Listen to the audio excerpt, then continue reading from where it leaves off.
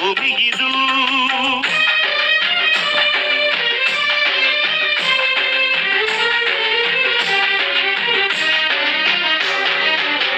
ಜ್ಞಾನದ ಜ್ಯೋತಿಯು ವಿದ್ಯಾರಣ್ಯರು ಅನುಗ್ರಹಗೈದ ಭೂಮಿಗಿದು. ಹಕ್ಕ ಬುಕ್ಕರು ಆಡಿದರಿಲ್ಲಿ ಹರುಷದ ಮಳೆಯನ್ನು ಎಲ್ಲೂ ಚೆಲ್ಲಿ.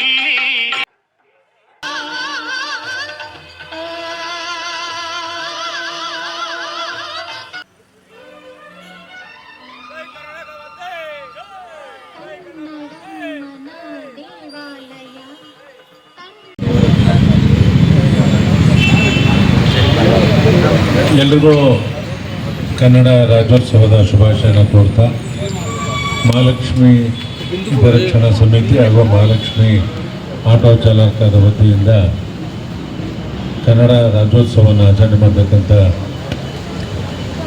ಶುಭ ದಿನದಂದು ನಾವೆಲ್ಲ ಇಲ್ಲಿ ವಾಸ ಮಾಡ್ತಕ್ಕಂಥವ್ರು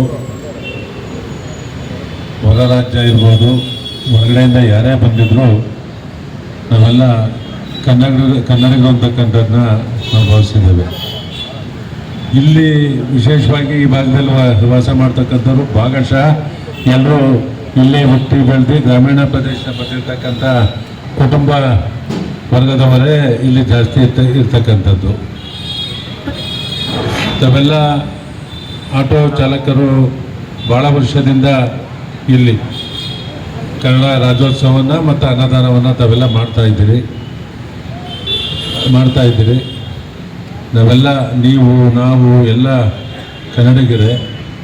ಅದೇ ಈ ರಾಜ್ಯಕ್ಕೆ ಕನ್ನಡ ಭಾಷೆಗೆ ಯಾವುದೇ ಒಂದು ಸಮಸ್ಯೆ ಬಂದಾಗ ನಾವೆಲ್ಲ ಒಟ್ಟಾಗಿ ಹೋರಾಟವನ್ನು ಮಾಡ್ತಕ್ಕಂಥದ್ದನ್ನ, ಮತ್ತು ನಾವು ಮಕ್ಕಳನ್ನ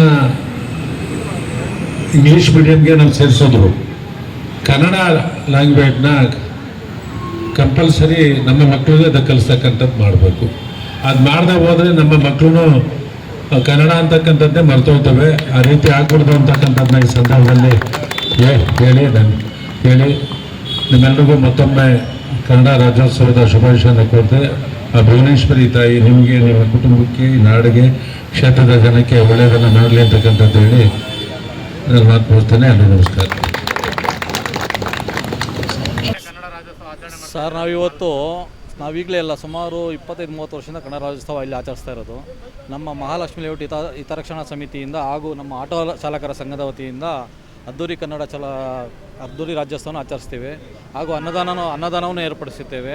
ನಮ್ಮ ನಾಡು ನುಡಿ ಎಲ್ಲ ಒಂದು ಕಡೆ ಬೆಳಿಬೇಕು.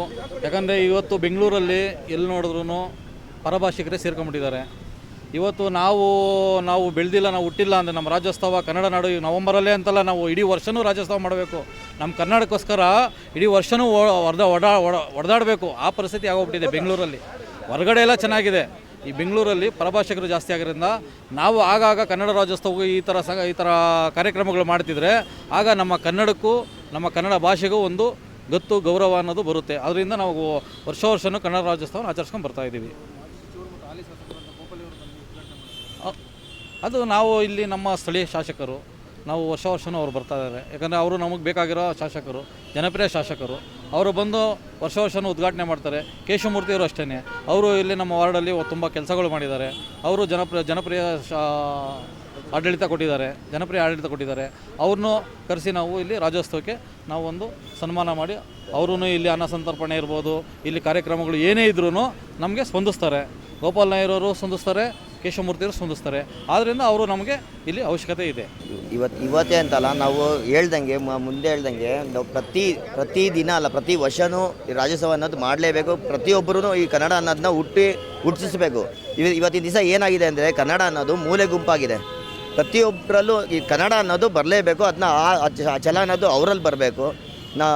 ನಾವು ಹೇಳೋ ಅಂಥದ್ದು ಕನ್ನಡಿಗರಿಗೆ ನಾವು ಹೇಳೋ ಅಂಥದ್ದೇ ಇಲ್ಲ. ಅರುಣ್ ಗೌಡ. ಜೈ ಕನ್ನಡ ಮಾತೆ. ಎಲ್ರಿಗೂ ಒಳ್ಳೆಯದಾಗಲಿ. ಒಂದೇ ಒಂದು